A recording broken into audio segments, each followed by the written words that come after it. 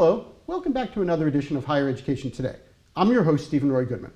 I'm here at Salve Regina University in Newport, Rhode Island, and we're going to be speaking about historic preservation. And with me are two students and one professor from Salve Regina. Delaney Daly is to my immediate left, Isabella Margi is here, and Dr. Jeroen van den Hurk, originally from the Netherlands and now at Salve Regina. Welcome to all of you. Thank you. Well, maybe if we could start with you, Delaney. You're a student here and you've been involved in historic preservation work for a while. Mm-hmm. What is historic preservation and why is it so important? Well, historic preservation is the conservation of our shared past. So again, people say that history is very important, but how do we study that history? How do we know that it's still there? And that's what historic preservation is. And why is this exciting to you? This is exciting to me. I'm a bit of a nerd, so I really enjoy looking at old buildings. I love architecture, and I think that's a great way to figure out what the culture was at the time and how it illustrates itself in buildings.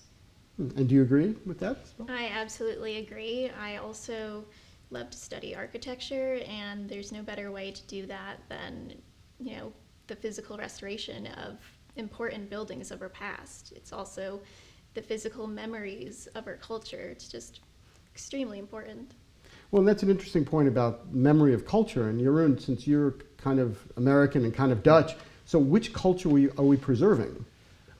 Well, that's an interesting question. I mean, it really depends on where you are. And if we look at something like Rhode Island and Newport, I mean, there are so many cultures that we could preserve and that we need to preserve. And it could be the first settlers that came in 1639 that were predominantly English.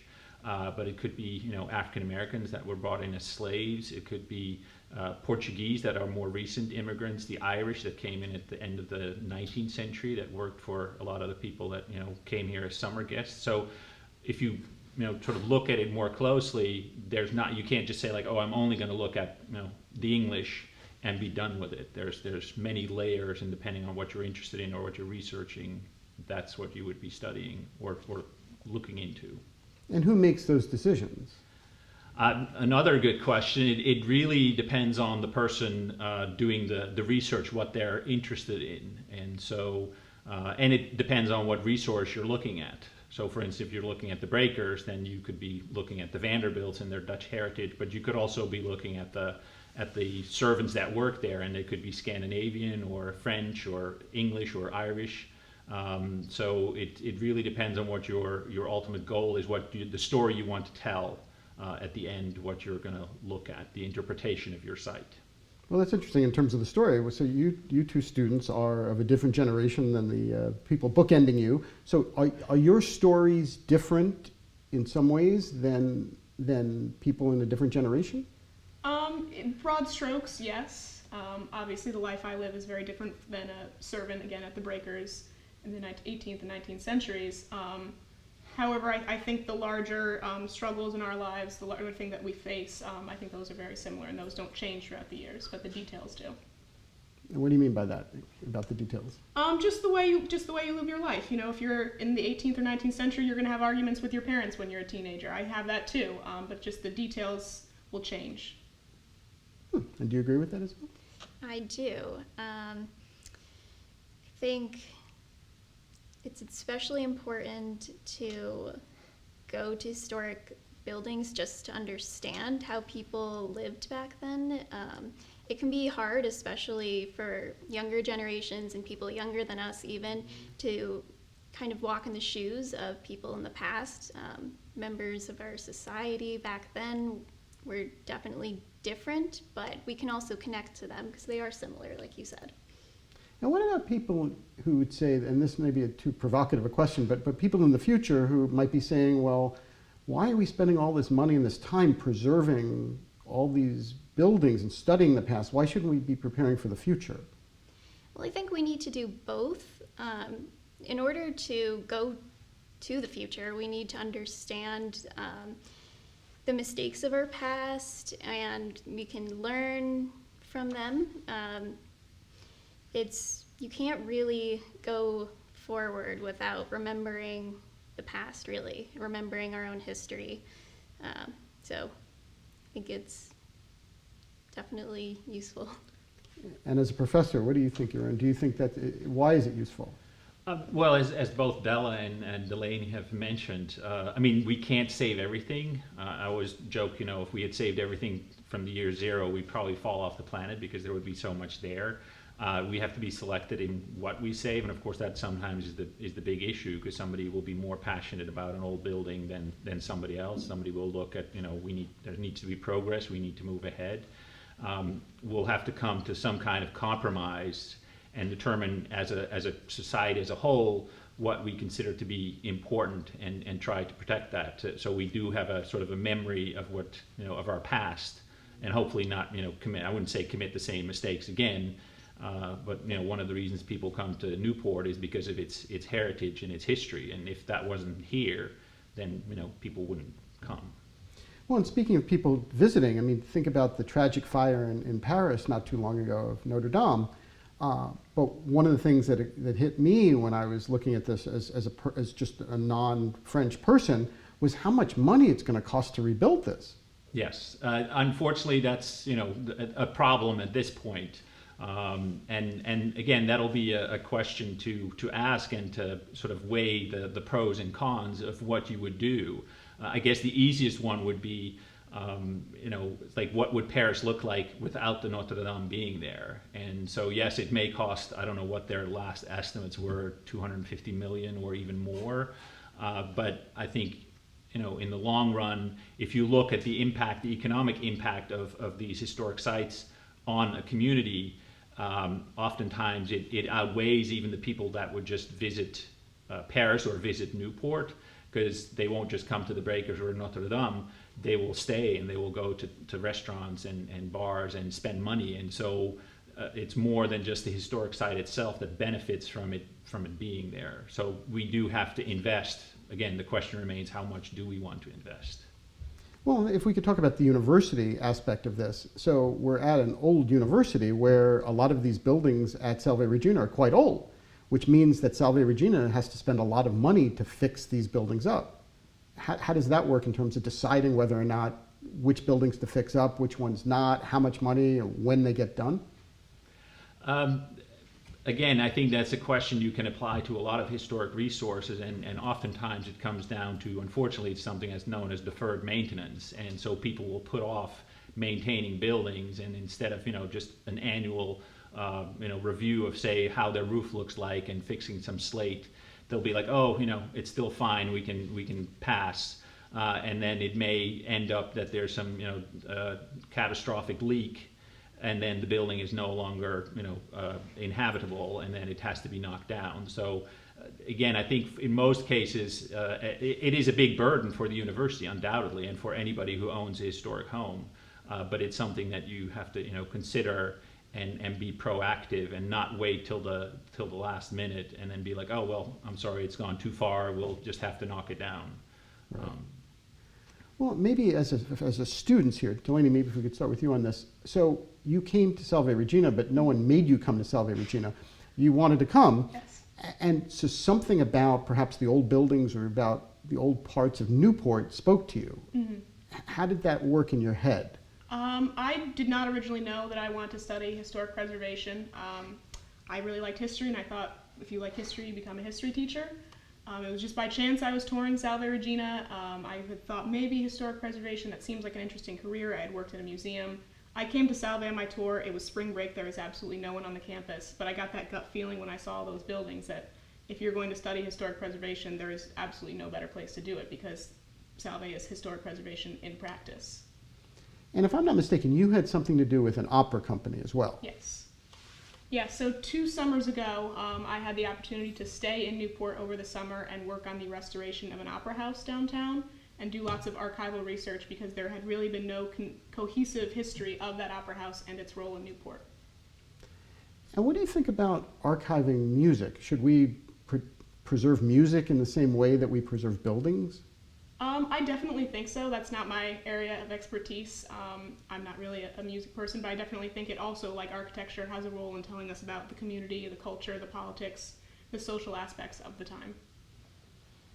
Do either of you have a thought about what else we should preserve besides just buildings? Should we preserve music? Should we preserve, how should we preserve ideas and music? Well, I know that Delaney and Bella know that I always say, architecture doesn't exist in a vacuum. And so, for instance, the project that Delaney worked on with the Opera House, there's more than just the building. And so you need to know all these other aspects of society at the time, the changes that it went through from sort of being an opera house to being a movie theater to now being revitalized to become, I guess, a theater or a dance for productions and things like that. And so there is those parts that come into play where you have to look at music performances that were being held there, theater performances, and so you can't just look at the building and then ignore the rest. So I think the world around it needs to be preserved as well, so we know what kind of events took place there, and it can be music, art, other forms of art. I mean, Bella's a double major in art history as well, decorative arts, like the space that we're in here now with the furniture that's part of the building of the room. If you would take those out, then you're only telling part of the story. So I think there's more, which makes historic preservation so much more interesting to me, is that you become sort of a jack of all trades, and you can specialize in one thing or another. It doesn't just have to be architecture, it can be lots of things that take your interest. But speaking of that issue of telling the whole story, certainly certain people may agree or disagree with your assessment of whether or not you're telling the whole story. Correct. And that's been a big issue if you look at the history of historic preservation, or I guess history in itself, or art history in itself.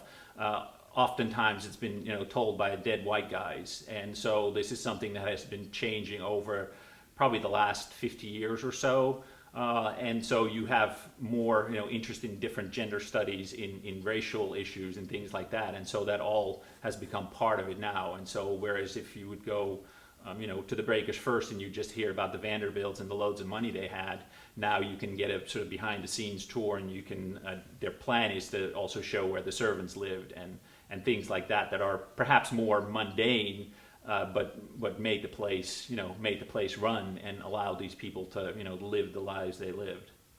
Well, and that raises an interesting question. Maybe I could throw this to all of you. Is let's say you're just a regular tourist, and you go and you want to just kind of have a nice, pleasant afternoon. And now somebody is challenging you to think about history or think about a building in a different way. Is that a fair thing to do? We know it's fair at a university, but is it fair to do to a regular tourist? I think it is. You'll see that issue a lot with southern plantations, that people are getting upset going to southern plantations because now the story of slavery is being told in its fullest. And maybe people are uncomfortable with that, but that is our history.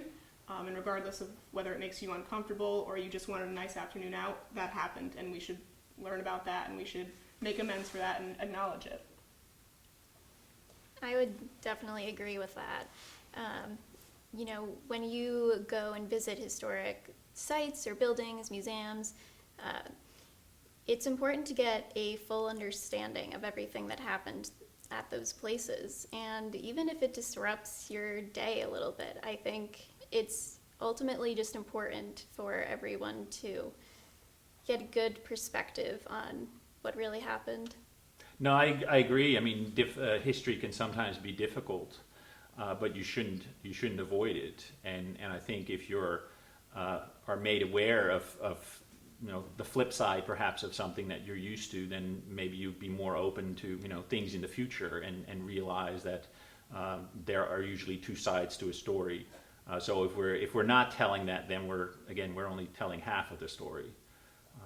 And I think historic preservation does help in that situation, that we can convey those stories that sometimes might be forgotten. Now, all three of you seem to agree on that. Would there be somebody at Salve Regina who would say, I don't agree?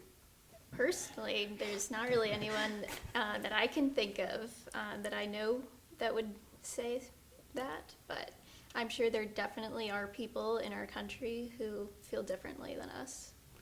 Well, if I can press on this a little bit. So we're right now in a recreation of Senator Pell's office, Capitol Hill office. So for viewers who may not know that, Senator Pell was a very famous senator from Rhode Island, and we're in his office, and Salve Regina University has graciously shared this office with us to do this taping.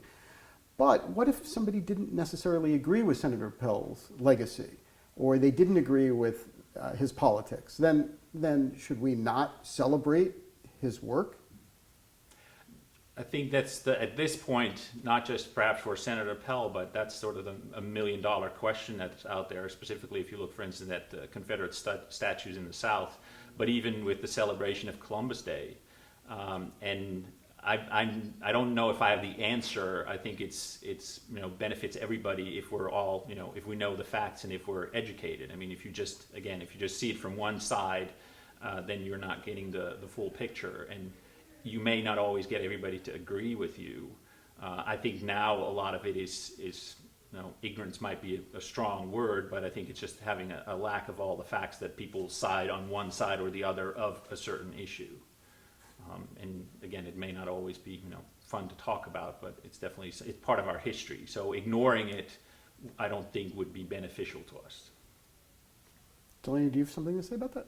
No, I 100% agree with that. I would say that there's a difference between sharing the story and perhaps memorializing someone who maybe did not have the most positive contributions. I think you still have to tell that story, but maybe there's a difference between naming a building or building a monument after that person. That's a really interesting point. So you're saying that there's a difference between studying that and then making a sort of commemoration. Yes. And who draws that line? Again, I think that depends on who is drawing that line, what the community feels. But I think that's a very interesting argument that's happening now. It is our past, and yes, we shouldn't forget it. But there's also a difference between it's our past, we should have a statue of it in the town square, or we should just regulate that to the history books. And then what about on classes? I mean, how do you cover this in the classroom? Jeroen, maybe if I can throw this to you. How do you deal with this in a way that's sensitive but yet educational? Well, to come back to the Confederate statues, so one of the Introduction to Historic Preservation class that I taught, that I'm teaching this semester, so I had one or a couple of class periods where students looked at different statues here in Newport. So they looked at the Rochambeau statue that's out by Kings Park. They looked at the Sailor and Soldier Monument that's on Broadway, and one of the Matthew Perry and I'm blanking on the other Oliver Hazard Perry statues. And so what I had students do is look at the history of these people. Why are they being commemorated? What were they known for? Why are they being commemorated here? And potentially, there could be an issue with these statues. And then a follow-up class I had that we did talk about Confederate statues because they've been such a sort of a hot topic in the South, and you could raise similar questions here.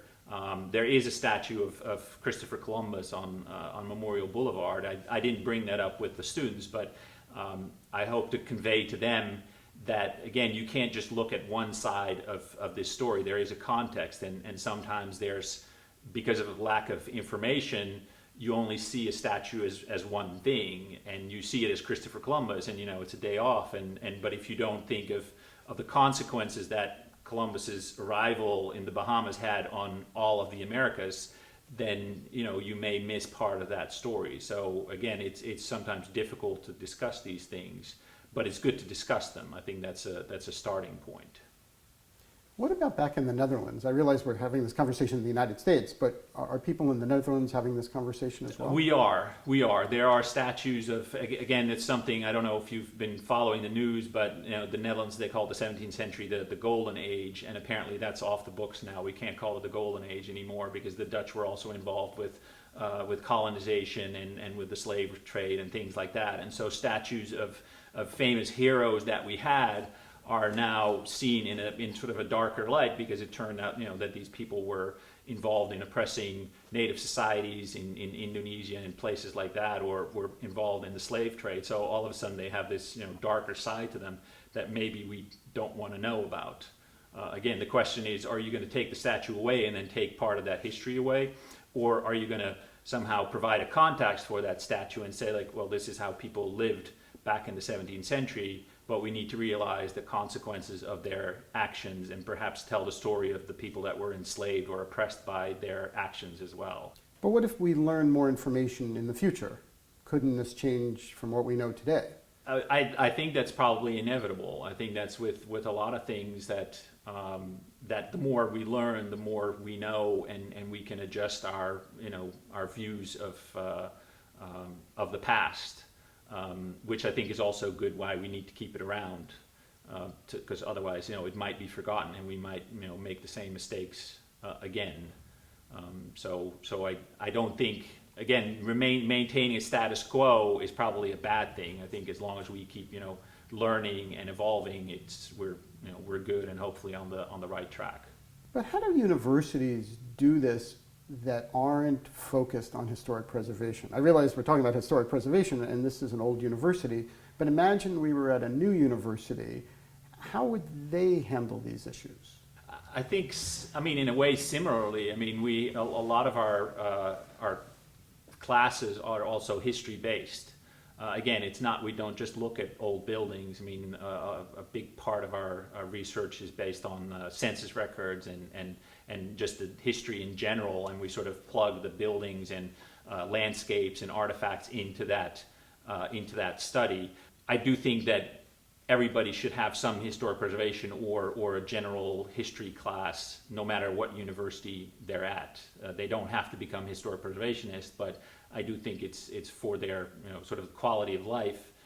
It's good that they know where they live. I've even used it for students here, for freshmen that are coming in, because some of them, unlike our CHP students, some of the freshmen may not have any idea where they're at. Yes, we are on a cool campus. We live, we right next to the cliff walk. We're top 10 of surfing schools, things like that. But they may not understand that, Ochre Court was built for a wealthy family from New York, and that there's only a family of 4 living there, and that if you go into the house, you have a distinction between where the family lived in the grand ballroom and the great hall and things like that, and then you have this dark, sort of narrow stairway on the other side where the servants lived in sort of small, cramped quarters, but they won't see that. They will just walk in the front door and see the big house, if they see that at all.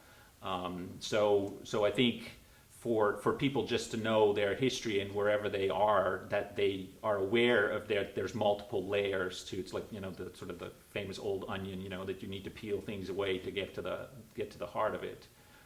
And I think that would be beneficial for anybody. Again, it doesn't matter if they're here in Newport or Rhode Island, or if they're in Michigan or Arkansas or California.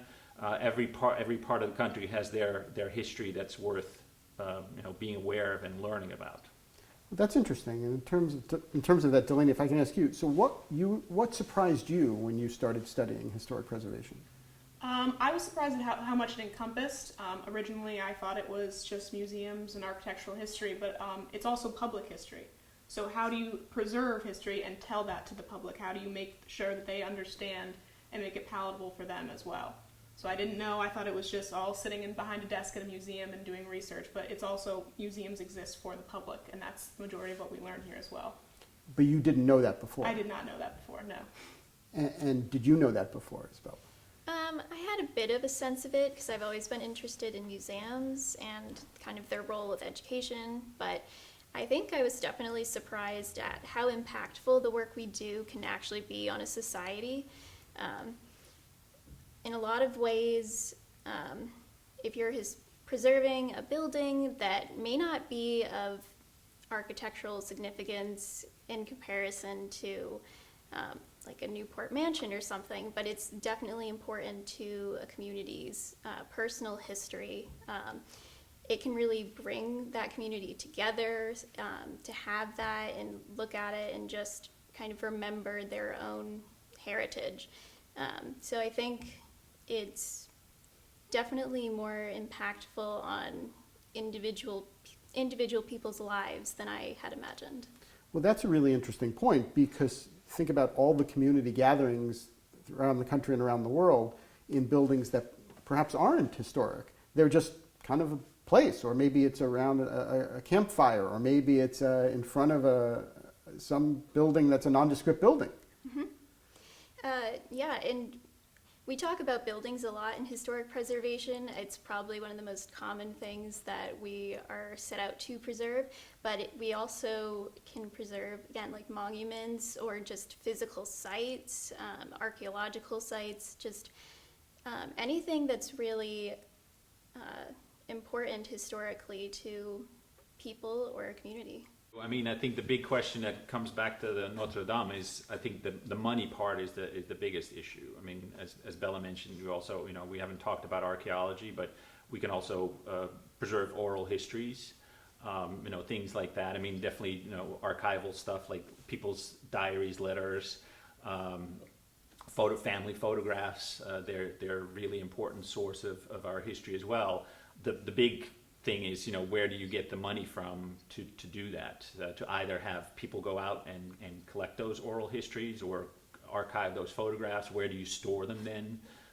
Who's going to pay for the Notre Dame? I mean, that's the big question, and that's on the Notre Dame is the top of the scale, but there's smaller areas as well, local communities that have an old schoolhouse that is used as a community center. I mean, where are they going to get the money to fix the roof? As far as you know, is there any government in the world that's doing a stellar job in preserving their older buildings and their history? Not that I know. I mean, I know that every country I know in the Netherlands, they have historic preservation. In England, they have historic preservation, and they all have their slight changes to what they are, how they rank their buildings, how their grade list of things like that, how much money they invest to it, what their guidelines are, how strict they are with their guidelines. So I think everybody's interested in, I don't know who's doing the best out of all of them. I think maybe you can combine all of them and find, the best parts of it. But unfortunately, I do think that the dollar is the sort of the bottom line is how much money can you invest in preservation, how much is it worth? And again, this is something that you have to look at the larger. I don't know exactly. I think actually I do know. I think for Rhode Island, it's $1.4 billion that's brought in with heritage tourism. So there's a lot of money in people coming to look at old buildings. It's just then the question of how much do you want to reinvest in those old buildings to keep those people coming to look at them. Yeah. Fair enough. And why don't we give the last word to our two students here? Isabella, what would you like to say? Anything that we forgot to talk about today that we should mention? I guess I would just say that historic preservation, you may think that it's really just something that focuses on the past, and you're not really looking to the future, but I would kind of disagree with that and think that it kind of can shape the physical landscape and the way that our communities kind of function in the future. I would just add that a lot of people think that preservation is just the maintenance of the past.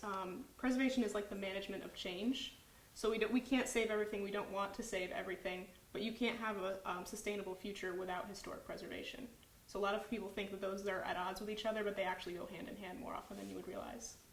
Well, I think what you all have shared today has made me realize that, and hopefully lots of people will continue looking at historic preservation in the future. So thank you all very much. Thank you. Thank you. Thank you. If you would like additional information about Salve Regina University, please go to salve.edu. If you have comments or questions about the show, please send an email to me directly at highereducationtoday@topcolleges.com. And thank you for watching. We will continue to bring you quality discussions about important matters in today's college and university world. I'm Steven Roy Goodman, and you've been watching Higher Education Today.